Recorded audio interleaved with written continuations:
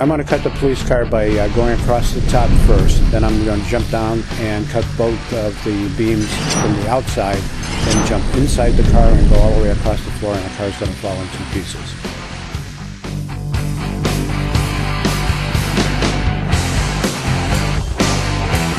Eight and a half minutes.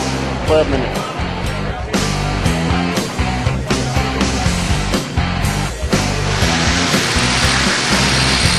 We're gonna have him now.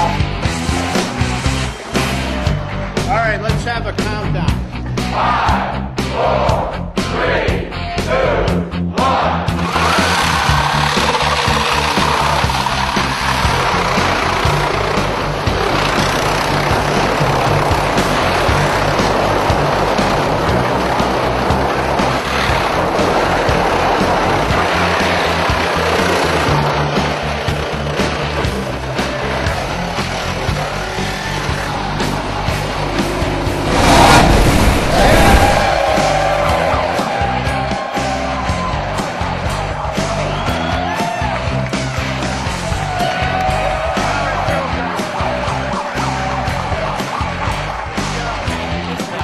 I think the cut went great.